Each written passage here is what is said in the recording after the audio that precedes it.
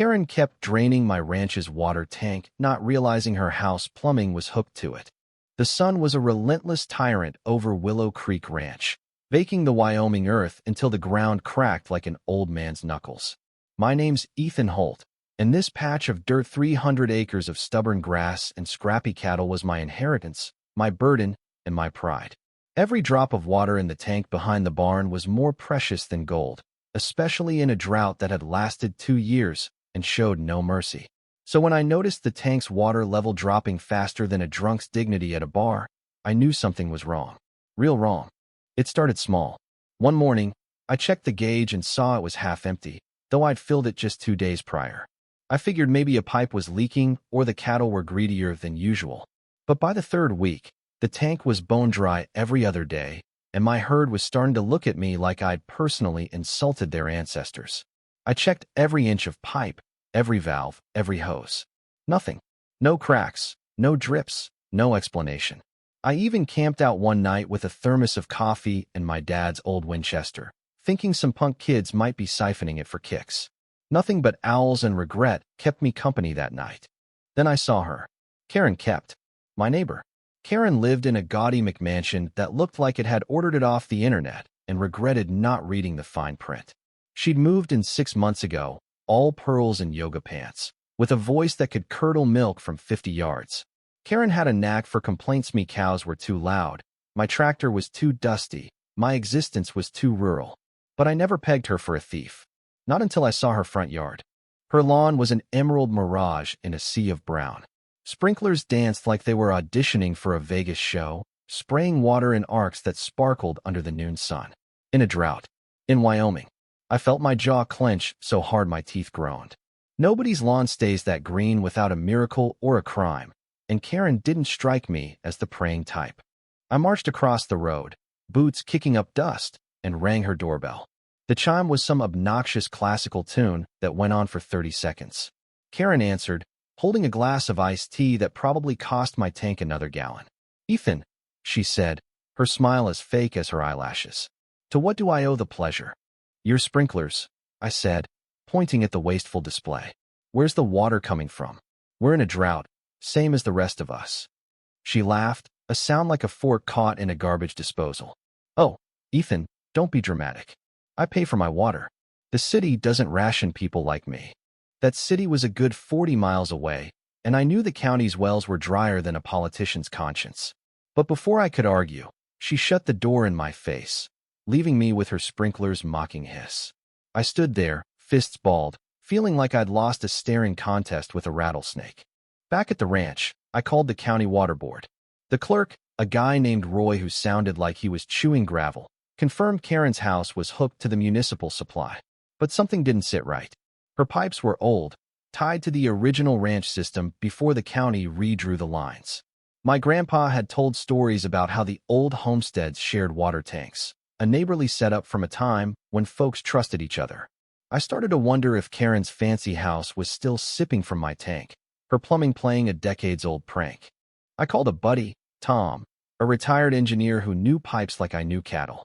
Tom was a character, short, bald, with a laugh that could scare a buzzard off a carcass. He showed up the next day with a toolbox and a thermos of whiskey he called research fuel. We traced the lines from my tank, digging through dirt and cursing the sun. It took 4 hours, but we found it. A rusted valve buried under a tangle of sagebrush, connecting my tank to a pipe that ran straight to Karen's property. Her sprinklers, her showers, her dishwasher, they were all drinking my water. I wanted to storm over and confront her, but Tom stopped me. Hold up, partner, he said, grinning like a fox in a henhouse. Let's have some fun first. His plan was diabolical, and I loved it. We rigged a dye pack into the tank, non-toxic, bright blue, the kind they use for plumbing tests. If Karen was stealing my water, her house would light up like a smurf convention. The next morning, I watched from my porch as Karen's sprinklers kicked on. Sure enough, the water sprayed blue, painting her lawn like a kid's finger painting. Her roses turned sapphire, her driveway shimmered like a tropical sea. I nearly spit out my coffee when she stepped outside, still in her silk robe, and shrieked loud enough to wake half the county.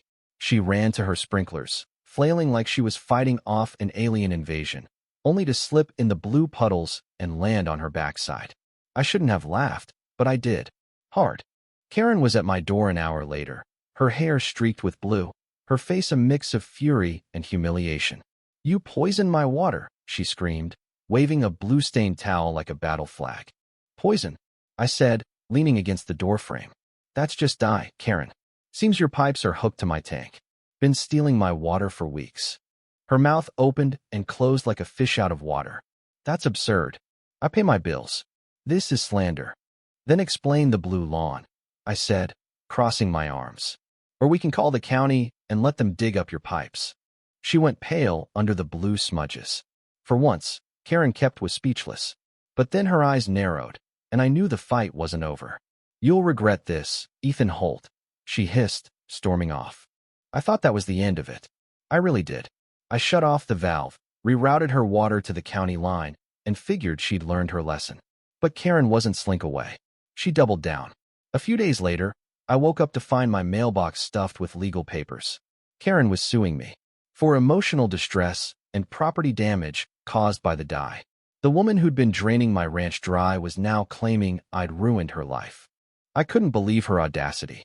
I couldn't afford a fancy lawyer, but I had Tom and a stubborn streak a mile wide. We prepared for a small-town showdown, gathering evidence of the pipe connection and my tank's water loss. The hearing was set for a month later, and I thought I had time to bury her case. But Karen had other plans. One night, I was checking the herd when I saw headlights bouncing across my field. A truck, moving slow, weaving like the driver didn't know the land. I grabbed my flashlight and ran toward it, thinking it was a lost tourist or a poacher. But when I got closer, I saw Karen's BMW SUV, its tires sinking into the soft dirt of my pasture.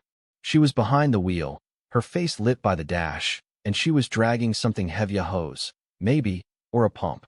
"Karen," I shouted, waving my flashlight. "What the hell are you doing?" She froze, her eyes wide like a raccoon caught in a trap. Then she gunned the engine, spinning tires and spraying mud as she tried to flee. The SUV fishtailed, caught in the ditch, and stalled. I reached the truck before she could restart it and yanked open the door. Sure enough, there was a hose in the back, hooked to a pump rigged to siphon water straight from my tank. "You're unbelievable," I said, my voice shaking with anger. "You're still stealing my water?" "It's not stealing," she snapped, climbing out of the truck. "I was testing the system. You owe me for the damage to my house." I laughed, a cold, hollow sound. "You're done, Karen. This is attempted theft. The sheriff's gonna love hearing about this." Her face crumpled, and for a split second, I thought she might cry. But then she straightened up, brushing mud off her jacket like it was nothing. "You don't understand, Ethan," she said, her voice low, almost pleading. "You have no idea what I'm fighting for." I didn't care. I called the sheriff, who hauled her off for trespassing and tampering with private property. I thought I'd finally won. But Karen's words stuck with me, like a splinter I couldn't dig out. What was she fighting for? What could possibly justify her obsession with my water? A few days later, I got a call came from Tom. He'd been poking around the county records, curious about Karen's house. "Ethan," he said, his voice tight, "you're not going to want to hear this." "What now?" I asked, bracing myself. "Karen's house isn't hooked to the municipal supply. Never was. But it's not just your tank she's drinking from." My heart thudded. "What do you mean?" "There's a second line," he said, "buried deep in the records. It's pipes running from your tank to her house. And to a third property. Someone else has been sipping your water too." I felt the ground shift under me. A third property? Another thief? Or something worse? I didn't know it then, but Karen's war with me was just the tip of a much darker iceberg, one that would break my heart and change Willow Creek forever. Tom's words hit me like a kick from a spooked horse. A third property? My water wasn't just feeding Karen's tacky sprinklers, it was going somewhere else, too. I felt the anger in my gut twist into something colder, heavier. Betrayal, maybe. Or dread. Willow Creek was a small town. Secrets didn't stay buried long, but they always left scars when they surfaced. I met Tom at the county records office the next morning, a dusty room that smelled like old paper and regret. He'd pulled every map and deed tied to my land and Karen's. The clerk, Roy, hovered nearby, muttering about overtime and eyeing Tom's thermos like it held the secret to eternal youth. After hours of squinting at faded ink, We found it. A plat map from 1963 showing a secondary pipe branching off my tank, snaking underground to a parcel 2 miles west. The deed listed a name I didn't recognize: Clara Hensley. Who's Clara? I asked, my voice low, like I was afraid of waking a ghost. Roy shrugged, spitting tobacco juice into a cup. Old widow. Lives out on Sagebrush Lane. Keeps to herself. Nobody's seen her in town since her husband died. What, 10 years ago? Tom and I exchanged a look. Something wasn't adding up. If Clara's place was hooked to my tank, she'd been sipping my water for decades long before Karen moved in. Why hadn't I noticed until now? And what did Karen have to do with it? We drove to Clara's property, a crumbling farmhouse surrounded by brittle fields. The place looked like it hadn't seen a paintbrush since Eisenhower was president. No sprinklers, no green lawn, just dust and despair. I knocked on the door, half expecting no answer, but it creaked open to reveal a woman who looked like she'd been carved from the Wyoming wind itself. Clara Hensley was small, wiry, with eyes sharp enough to cut glass. Her hands trembled as she clutched a worn shawl, but her voice was steady. "What do you want, Holt?" she asked, like she'd been expecting me. I explained the water tank, the pipe, the dye. Her face didn't change, but her eyes flicked to the ground, like she was tracing the invisible line between us. "I ain't stealing," she said finally. "That tank's been shared since my granddaddy's day. Your granddaddy knew. We had an agreement." My jaw tightened. Nobody told me about any agreement. Clara snorted, a sound both bitter and amused. "City folk never read the fine print, do they? Check your deed. It's all there." I drove back to the ranch, head spinning. Sure enough, buried in the yellowed pages of my family's deed was a clause, handwritten and barely legible, granting the Hensley homestead perpetual access to the tank. My granddad, the soft-hearted fool, had signed it in 1952 to help a neighbor through a dry spell. Nobody had bothered to update it when the county lines changed. Clara wasn't stealing, she had a legal claim. But Karen? Karen was a different story.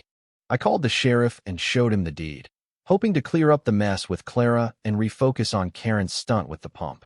He scratched his head, muttering about civil matters and lawyers, but promised to look into Karen's trespassing. Meanwhile, Tom had another bombshell. He'd hacked into the county's water usage logs and asked me how. The man's a wizard with a laptop and found that Karen's house was pulling 10 times the water her bills accounted for. She wasn't just watering her lawn. She was running something big. "What's she doing with all that water?" I asked, pacing my kitchen. Tom grinned, sipping his whiskey. "Could be a grow house. Or a secret spa. Or maybe she's filling a pool for her pet goldfish." I didn't laugh. Karen's desperation in the field, her cryptic, "You don't understand," it gnawed at me. I decided to do something stupid.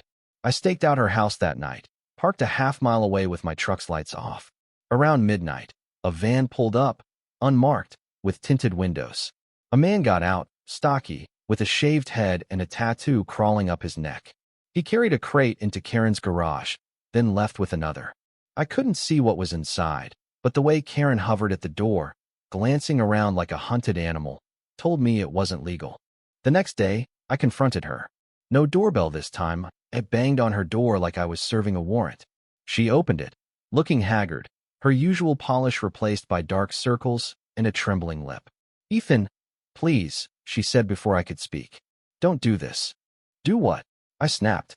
"Stop you from stealing my water? Or whatever you're running out of your garage." Her eyes widened, and for a moment, I thought she'd slammed the door again. But she stepped outside, closing it softly behind her. "You don't get it," she whispered. "I'm not doing this for me." "Then who?" I demanded. "And don't give me any more lies." She hesitated, then sighed, like she was letting go of something heavy. "My sister. She's sick. Really sick. The water. It's for her treatment. Special equipment. It takes a lot. I couldn't afford the city rates, and when I found out the house was hooked to your tank, I took advantage." I stared at her, trying to gauge if this was another con. Karen wasn't the crying type, but her eyes were wet, her voice raw. "Why didn't you just ask me?" I said, softer than I meant to. "Ask you." She laughed, bitter. "You hate me, Ethan. You think I'm some city snob ruining your precious ranch. Would you have helped?" I didn't answer. I wasn't sure. The twist came a week later, at the court hearing. Karen's lawyer, a slick guy who looked like he charged by the syllable, argued her case like she was Mother Teresa. But Clara showed up, uninvited, with a stack of letters correspondence between our grandfathers, detailing the water agreement and more. Turns out, Clara wasn't just a neighbor. She was my granddad's sister-in-law, widowed and forgotten by the family after a feud nobody bothered to explain. My tank wasn't just feeding her fields, it was keeping her alive, running a dialysis machine she couldn't afford otherwise. The judge ruled in Clara's favor, upholding the old agreement. Karen's case, though, fell apart when the sheriff presented evidence of her pump and the crates, which turned out to be medical supplies for an underground clinic she was running for uninsured folks like her sister. Noble, maybe, but still illegal. She got probation and a fine she'd never pay off. I thought I'd feel vindicated, but I didn't. Clara moved in with me that winter, her farmhouse too far gone to salvage. She didn't talk much, but her presence filled the ranch with a quiet I hadn't known I needed. Karen's house went dark, foreclosed after she skipped town. Her lawn withered, the sprinklers silent. I'd won, but it tasted like ash. The tank still stands behind the barn, half full, its water feeding Clara's machine and my cattle. Every time I check the gauge, I think of Karen's sister, Clara's pride, my granddad's promises. Water's supposed to give life, but all it brought me was loss of trust, loss of neighbors, loss of the simple world I thought I knew. I don't know if I was right to fight Karen so hard, or if I should have listened sooner. Maybe she was a thief, or maybe she was just desperate. Maybe Clara was family, or maybe she was a stranger with a claim. All I know is the drought's still here, and so am I, watching the gauge drop, wondering who'll need my water next. What do you think, who was right, and who was wrong? Ethan, Karen, or Clara? Share your thoughts, because in Willow Creek, the truth is as murky as the water we're all fighting over.